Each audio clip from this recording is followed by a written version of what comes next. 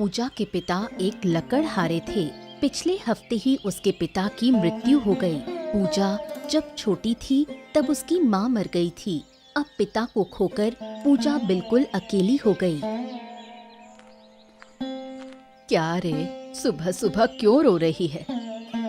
क्यों रो रही हूँ? ये क्या तुम नहीं समझ रही हो बूढ़ी माँ?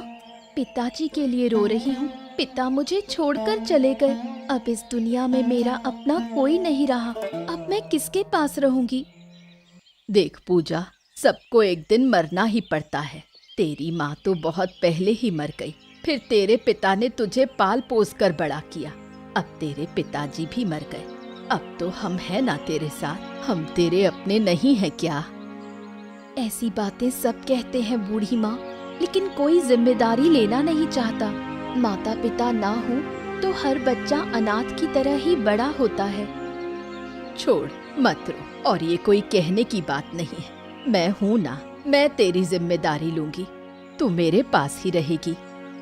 कितने दिन तक आप मुझे अपने पास रख पाओगी, बताइए? और फिर आपका भी तो अपना परिवार है। आप अपने परिवार के खिलाफ जाकर मुझे अपने पास रख भी नहीं सकती है ना? इस बारे में तुझे चिंता करने की जरूरत नहीं है। तू समय पर अपना सामान लेकर मेरे घर आ जाना। आज से ही तू मेरे पास रहेगी। इस घर में तेरा अकेले रहना ठीक नहीं। ठीक है बूढ़ी माँ, मैं आपके पास रहूंगी तो खुद भी कोई काम कर लूंगी और अपनी जिम्मेदारी खुद उठाऊंगी।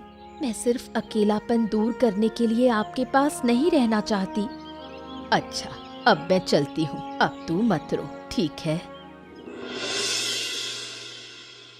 पूजा अपना सारा सामान लेकर बूढ़ी अम्मा के घर आई, लेकिन बूढ़ी अम्मा की बहू आराध्या उसे अपमानित करती है। आराध्या और बूढ़ी माँ का बेटा कैलाश दोनों ही पूजा को पसंद नहीं करते। क्या रे पूजा, तू ये सारा सामान लेकर हमारे घर क्या करने आई है? बोरिया बिस्तर बांधकर ऐसे आई है जैसे सारी जिंदगी यहीं रहेगी। असल में काकी माँ, मुझे तो बूढ़ी माँ ने बुलाया था, इसलिए आई हूँ। आई है मतलब? माँ ने बुला लिया तो चली आई? ये कहाँ का कायदा हुआ? हमारा घर हमारे हिसाब से चलेगा, तेरी बूढ़ी माँ के कहने से नहीं। असल में मेरा घर तो अब खाली है। अकेले रहना अच्छा नहीं लगता, इसलिए बूढ़ी माँ के पास रहना पड़ा। मैं अपना खर्च खुद उठा लूंगी और घर का काम भी कर लूंगी। अरे, ये घर तो अनाथाश्रम हो गया। जहाँ से देखो अनाथों को पकड़ लाती है। ऐसा मत कहिए काकी माँ, मैं आपके घर पैसे देकर ही रहूंगी। इसके अलावा आपके सारे काम भी कर दूंगी। मुझे अकेले अपने घर में डर लगता है। अच्छा ठीक है, अब जा। आज से सारे काम तू ही करेगी। माँ ने तुझे लाकर रखा है तो मैं निकाल तो नहीं सकती। अच्छा, मुझे बता दीजिए कौन कौन से काम करने होंगे, मैं सब कर दूंगी। लेकिन आप बूढ़ी माँ से झगड़ा मत कीजिए, वो मुझे बहुत प्यार करती हैं, इसलिए लेकर आई हैं। आप बुरा मत मानिए। जा, आँखों से ओझल हो। तेरी बातें सुनने का मन नहीं। तेरे माँ बाप मर गए और हमें बोझ देकर चले गए। मर ही गए तो तुझे भी क्यों नहीं ले गए साथ?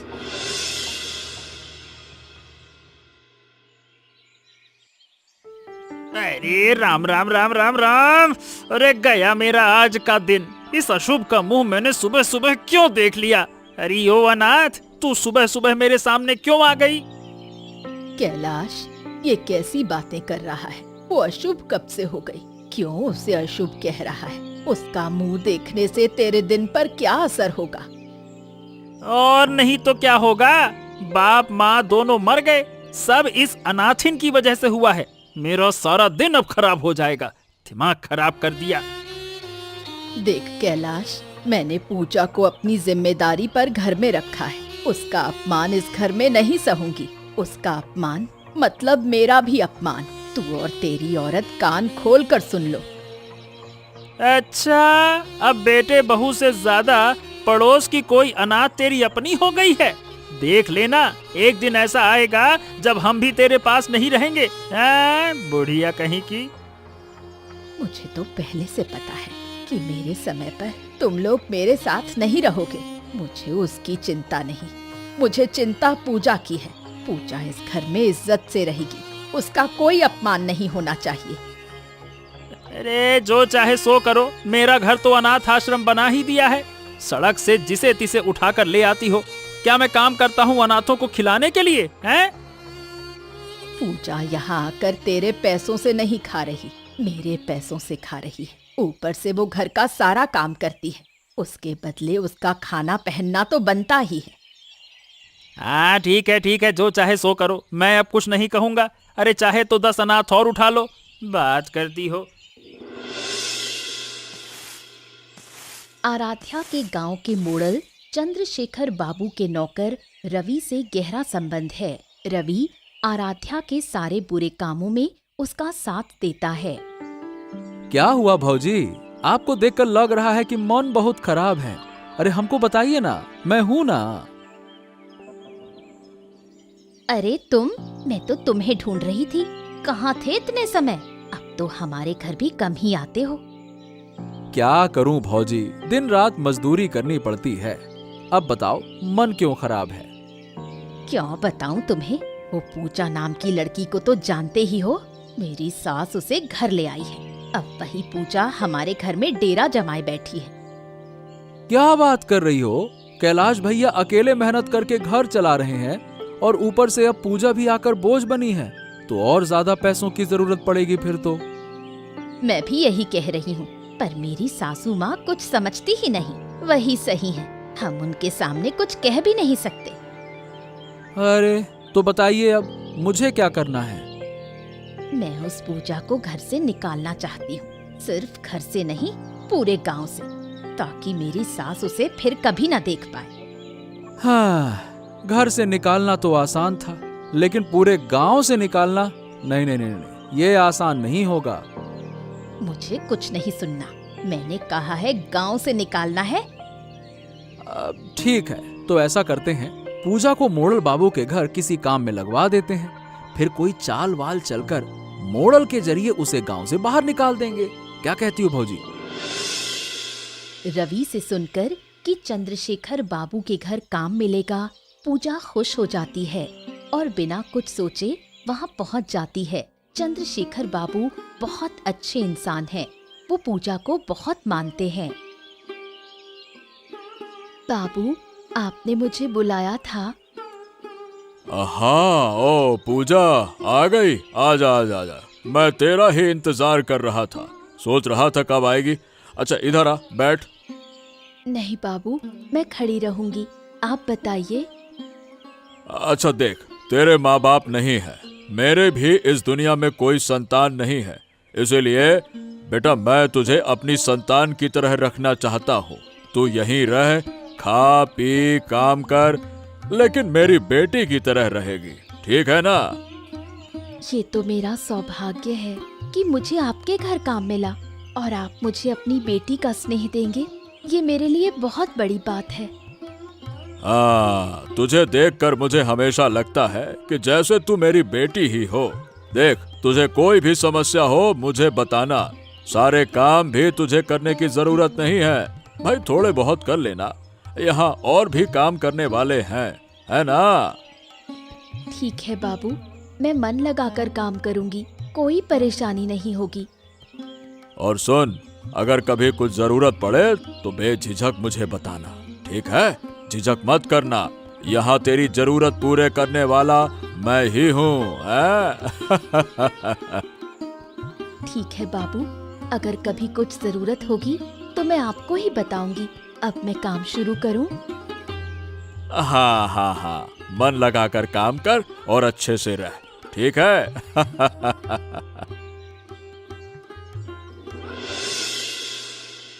रवि अपनी योजना के अनुसार चंद्रशेखर बाबू के घर से रुपए, पैसे और सोने के गहने चुराकर पूजा पर झूठा इल्जाम लगाता है। चंद्रशेखर बाबू रवि पर विश्वास कर लेते हैं। उन्हें बुरा तो लगता है, पर पूजा को घर से निकाल देते हैं।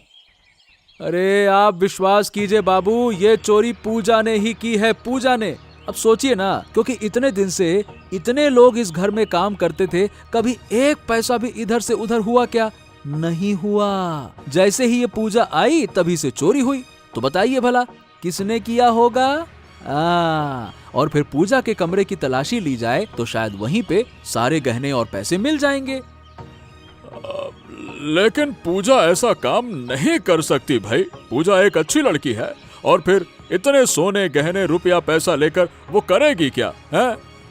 अब ये तो वो बताएगी ना वो क्या करेगी, हम कैसे बताएं? अब उसका कोई नहीं है इस दुनिया में, तो इसका मतलब क्या वो चोर नहीं हो सकती? आप भी बाबू गजबई बात करते हैं।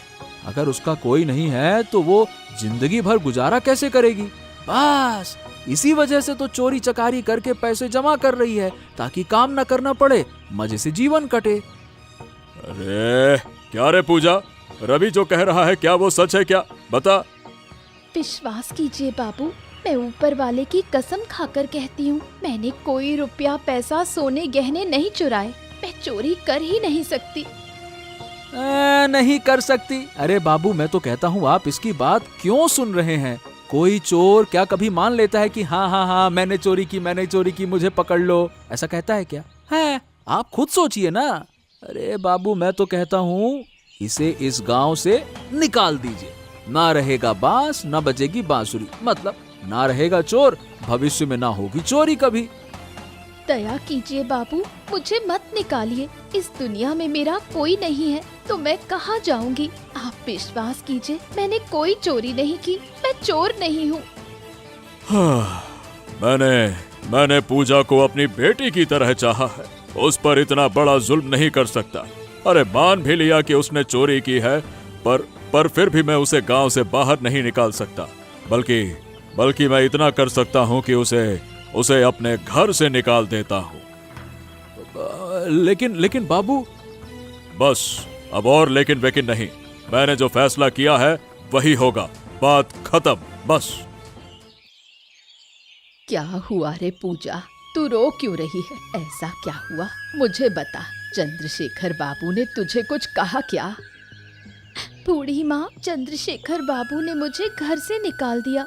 मैंने कोई चोरी नहीं की, विश्वास करो, मैं चोरी कर ही नहीं सकती। मैं गरीब हो सकती हूँ, पर कभी किसी का एक दाना चोरी करके नहीं खाया। मतलब चंद्रशेखर बाबू ने तुझे चोरी का इल्जाम लगाकर घर से निकाल दिया? चंद्रशेखर बाबू अच्छे इंसान हैं। उन्होंने रवि की बातों पर विश्वास कर मुझे घर से निकाला। रवि उनका भरोसेमंद आदमी है। तो भी बिना कोई जांच पड़ताल किए तुझे निकाल दिया। इस चोरी की असली जांच होनी चाहिए। रवि कह रहा था कि मैंने चोरी की और मेरे कमरे की तलाशी लेने पर चोरी का सामान मिल जाएगा। इससे बड़ा सबूत और क्या होगा? लेकिन विश्वास करो बूढ़ी माँ, मुझे नहीं पता कि मेरे कमरे में चोरी का सामान कैसे आया। मैं जानती हूँ रे, तुझे मुझसे ज्यादा कोई नहीं जान सकता। कोई माने या ना माने, मैं दिल से मानती हूँ कि तू ऐसा काम कर ही नहीं सकती। अब मैं क्या करूँ बूढ़ी माँ, कहाँ जाऊँ? मेरा तो काम भी चला गया। चिंता मत कर, तुझे मैं नया काम दूंगी। मैं तो हूँ ही, मेरे रहते हुए तू इतनी चिंता क्यों कर रही है पगली? वो तो ठीक है, पर ये जो मुझ पर झूठा इल्जाम लगा है, ये इल्जाम मैं कैसे मिटाऊंगी? सारे गांव वाले हंसेंगे, कहेंगे कि मैंने चोरी की है। इसका कोई हल होना चाहिए। चिंता मत कर, समय आने पर सब खुलकर सामने आ जाएगा, सब। चंद्रशेखर बाबू छुपकर रवि की सारी करतूत देख लेते हैं। चोरी का सारा सामान रवि ने खुद के पास छुपा कर रखा था। तब जाकर उन्हें सारी सच्चाई साफ समझ में आ जाती है। बाबू, आपने मुझे बुलाया। विश्वास कीजिए बाबू, मैंने चोरी नहीं की, मैं चोरी कर ही नहीं सकती। और कोई माने या ना माने, पर आप तो मुझे अपनी संतान की तरह मानते हैं। बेटा, तूने सच कहा, तूने चोरी नहीं की है। मेरी समझ में गलती हुई। मैंने इंसान को पहचानने में भूल की, रवि पर विश्वास करके धोखा खाया। चोरी तो तूने नहीं की, बल्कि चोरी उस रवि ने की है, कमीने ने। मुझे पता था कि सच्चाई एक दिन सामने आएगी, पर रवि ने चोरी क्यों की और मुझे क्यों फंसाया बाबू? यही तो जानना है। अचानक रवि तेरे पीछे क्यों पड़ा है? तुझे वही तो मेरे पास काम पर लाया था। इसके पीछे जरूर कोई गहरी साजिश है। तो अब क्या होगा बाबू? अब क्या होगा? होगा ये कि तू फिर से मेरे घर पे काम करना शुरू कर दे। बाकी चिंता मत कर, मैं देख लूंगा।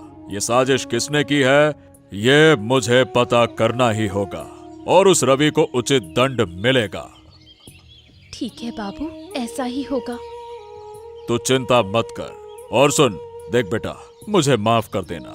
अब देख ही रही है कि रवि इतने सालों से मेरे यहाँ काम कर रहा था, तो मजबूरन मुझे उस पर भरोसा करना ही पड़ा।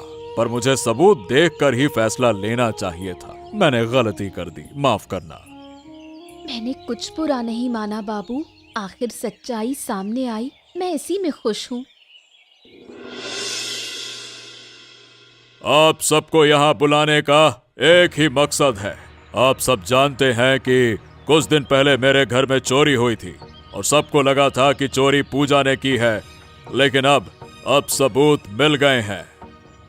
अरे फिर आप ये क्या कह रहे हैं बाबू? पूजा का तो फैसला हो चुका है, अब आप फिर से कौन सा नए सबूत पा गए हैं? अब मुझे सही सही सबूत मिल चुके हैं, यानी कि किसने चोरी की है ये मुझे साफ साफ पता चल गया है। मैं अब सब गांव वालों के सामने उसका पर्दाफाश करूंगा। क्या बात कर रहे हैं बाबू? ये क्या कह रहे हैं आप? पूजा ने चोरी नहीं की? अरे तब तो सब कुछ साबित हो गया था, आपको सबूत भी दे दिया था। अब फिर इन बातों की क्या जरूरत है बाबू?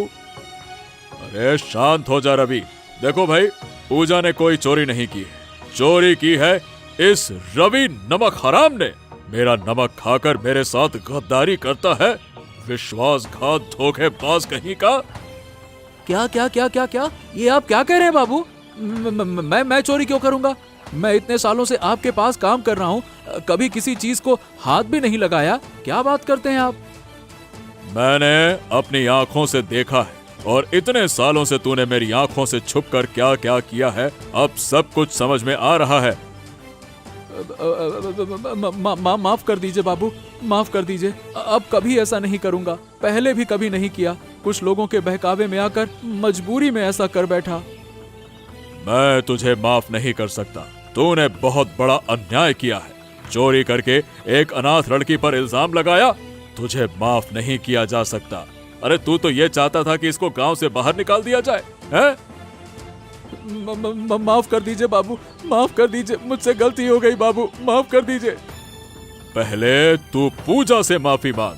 अगर पूजा तुझे माफ कर दे तभी तू माफी पाएगा। और आज से तू मेरे यहाँ काम नहीं करेगा, तेरा काम यहीं खत्म होता है। क्या रे रवि, अब कैसा लग रहा है? अब समझ आया ना चोरी करने का नतीजा क्या होता है? अरे तू कैसे समझेगा? तूने खुद ही चोरी की है। तेरे ऊपर तो किसी ने झूठा इल्जाम भी नहीं लगाया, चोरी करके पकड़ा गया, उसमें बुरा लगने जैसा क्या है? अरे इतनी बड़ी बड़ी बातें क्यों कर रही हो? मुझे चोरी करने के लिए तुम्हारी बहू ने ही कहा था, ताकि पूजा को गांव से निकाला जा सके। हाँ, ये तो मैं पहले ही समझ गई थी। अभी तो तुझे सजा मिली है, फिर मेरी बहू को मिलेगी। जो ऐसा पाप करते हैं उनका यही हश्र होना चाहिए। अरे जब इतना सब जानती हो तो जाओ ना, चंद्रशेखर बाबू के पास जाकर अपनी बहू की शिकायत करो। वो तो मैं करूंगी ही, तू पहले अपनी सोच। अब तेरी क्या हालत होगी? ऐसी नौबत आई है कि गांव की नदी में जाकर डूब भी नहीं सकेगा। नदी भी तुझे स्वीकार नहीं करेगी। उससे तुम्हें क्या? तुम लोग मुझ पर इतना हंसते क्यों हो? मैंने गलती की है तो क्या हुआ, इसीलिए तुम सब हंसी उड़ाओगे? ये कैसी बात हुई? अरे तुझ पर हंसेंगे नहीं तो तुझे सर पर उठाकर नाचेंगे। चोर कहेगा, चोरी करके भी बड़ी बड़ी बातें करता है। चोर की माँ की बड़ी जुबान। बस बहुत हो गया, अब मैं इस गांव में नहीं रहूंगा, मैं इस गांव से चला जाऊंगा। यहाँ रहते रहते रहते मैं तंग आ चुका हूँ। हर कोई मेरा मजाक उड़ाता है। क्या मेरी जान प्राण नहीं है? क्या मेरा आत्मविश्वास नहीं है? मेरा सम्मान नहीं है? तेरे भी प्राण हैं। मैं तो समझती थी तू जानवर है। गांव वाले सही कहते हैं, अगर यहाँ नहीं रहना तो गांव छोड़ दे, मुसीबत टल जाएगी।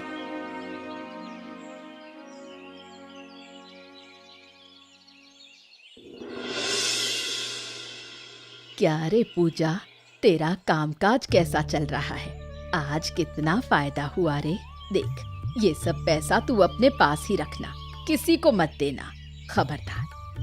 अरे तुम क्यों चिंता कर रही हो? इतना पैसा लेकर मैं क्या करूंगी? आज तो अच्छा खासा फायदा हुआ है। ये सारा पैसा मैं तुम्हारे पास ही रखना चाहती हूँ। मेरे पास तो घर भी नहीं है, मैं कहाँ रखूंगी? अरे ऐसा कैसे होगा? ये पैसे तेरे भविष्य में काम आएंगे। जब मैं नहीं रहूंगी तब उन्हीं पैसे से तू अच्छा काम करेगी, लोगों की सेवा करेगी। इसलिए ये पैसे तेरे पास रहना जरूरी है। नहीं नहीं, मुझे पैसे का कोई लालच नहीं है बूढ़ी माँ। पैसे मेरे पास रहें तो मुझे अजीब लगता है। फिर भी चंद्रशेखर बाबू के घर काम करती हूँ, वहाँ से भी अच्छा पैसा मिलता है। इतना पैसा लेकर मैं क्या करूँ? तू एक काम कर, कुछ पैसे जमा कर और कुछ गरीब गांव वालों को दान कर। गांव के लोग तुझे और ज्यादा प्यार करेंगे, सब तुझे आशीर्वाद देंगे। ठीक है बूढ़ी माँ, ऐसा ही होगा। वैसे भी मैं जंगल से लकड़ी लाकर कई लोगों को मुफ्त में दे देती हूँ, वो भी मुझे खूब आशीर्वाद देते हैं। बहुत अच्छा करती है। हमेशा इसी रास्ते पर चलना, कभी गलत राह पर मत जाना। तेरे माँ बाप ऊपर से देखकर तुझे बहुत खुश होते होंगे। गांव वालों के आशीर्वाद से तेरे माँ बाप भी सुखी रहेंगे। सही कहा तुमने बूढ़ी माँ, मैं इसी तरह रहूंगी। और तुम्हारा भी बहुत धन्यवाद कि तुम हमेशा मेरे साथ रही।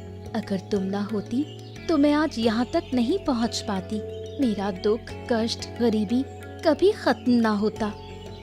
पगली, अब जा, हाथ मुंह धो ले, मैं खाना परोस रही हूँ।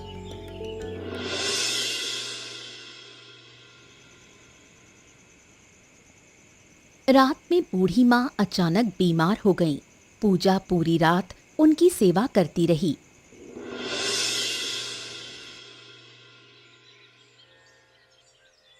क्या बात है पूजा, माँ को क्या हुआ? माँ को तो बाहर नहीं देखा, कहाँ गई माँ? काका बाबू, बूढ़ी माँ बीमार हो गई है। पिछली रात ही तबीयत खराब हो गई थी। मैंने आपको बहुत आवाज दी, लेकिन आपने कोई जवाब नहीं दिया। अगर बूढ़ी माँ को कुछ हो जाता तो मैं कहाँ जाती? क्या? माँ बीमार है? लेकिन हमें तो कुछ पता ही नहीं चला।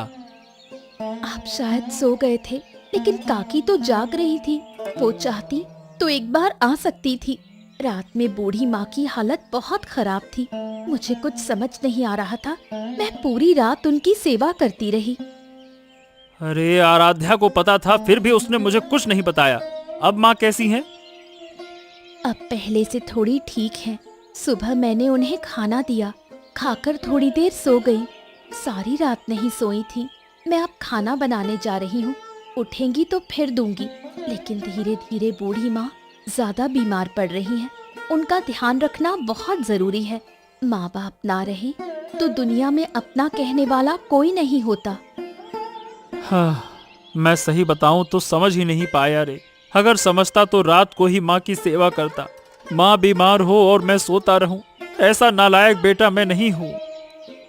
अभी तो बूढ़ी माँ सो रही है, आप जाइए, मैं आपको बुलाऊंगी जब वो उठेंगी। ठीक है, तो ध्यान रख, मैं फिर आकर माँ को देखता हूँ। माँ की बीमारी और पूजा की सेवा देखकर कैलाश को अपनी गलती समझ आती है। वो आराध्या को समझाने की कोशिश करता है। सुनो आराध्या, तुम्हारे माँ बाप नहीं रहे, मेरे पिताजी भी नहीं रहे, सिर्फ माँ ही बची हैं। क्या तुम मेरी माँ को अपनी माँ नहीं मान सकती? अचानक ऐसी बातें क्यों कर रहे हो? क्योंकि पिछली रात तुमने माँ की तबीयत खराब देखी थी, फिर भी मुझे नहीं बताया। अगर माँ को कुछ हो जाता, वो मर जाती, तो मैं क्या करता? माँ बाप के बिना जीना कैसा होता है, ये तुम अच्छी तरह से जानती हो। देखो, वो तुम्हारी माँ है, मेरी नहीं। और फिर वो मेरी कोई बात नहीं मानती, मुझे इस घर में ठीक से रहने भी नहीं देती। देखो, मेरी जानकारी में माँ ने कभी भी तुम्हें नहीं रोका है। बस गलत कामों के अलावा माँ अन्याय बर्दाश्त नहीं कर सकती। तो अब मैं क्या कर सकती हूँ, बताओ? माँ को मान लो ना, उन्हें माँ मानो, अपनी माँ की तरह स्वीकार करो। और पूजा को भी। अगर पूजा ना होती तो कल माँ की भी बड़ी मुसीबत हो जाती, फिर क्या करते हम लोग, बताओ? माँ को मानने की बात ठीक है, लेकिन उस अनाथ लड़की को क्यों मानूं? किस लिए हम अपनी कमाई उससे बांटे? अरे देखो, पूजा अब खुद खूब कमाती है और सारे पैसे घर में ही तो खर्च करती है। तब तो उसने नहीं पूछा कि वो क्यों हमारा खर्च उठाए।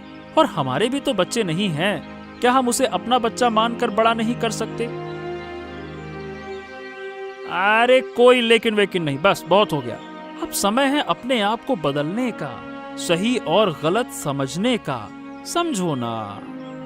ठीक है, तो मुझे माँ के पास ले चलो, मैं अभी उनसे माफी मांगूंगी।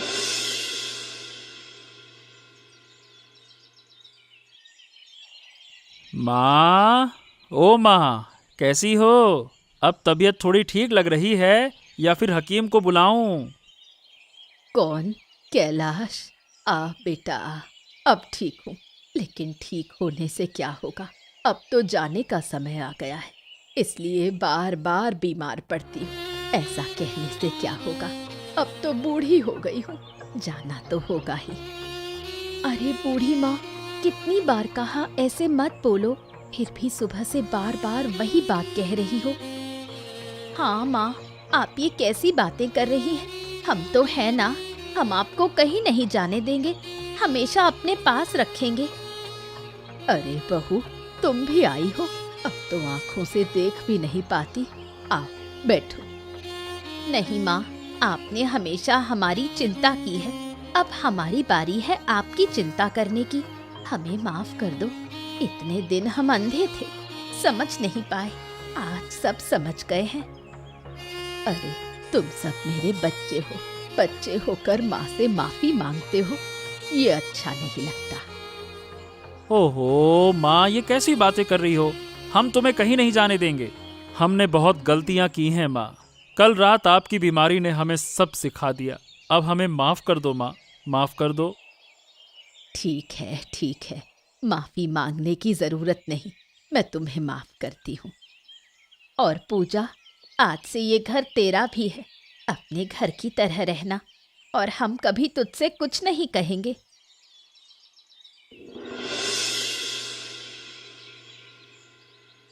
इसके बाद बूढ़ी माँ धीरे धीरे ठीक हो जाती हैं। रवि शर्म और नफरत की वजह से गांव छोड़कर चला जाता है। आराध्या पूजा को अपना मान लेती है और घर के काम में उसका साथ देती है। चलो, आखिरकार सारी मुसीबतें खत्म हो गई और अब हम दोनों साथ रह सकते हैं। तुम्हारा बहुत बहुत धन्यवाद बूढ़ी माँ, तुम ना होती तो पता नहीं मेरा क्या होता, शायद मुझे अकेले ही उस घर में रहना पड़ता।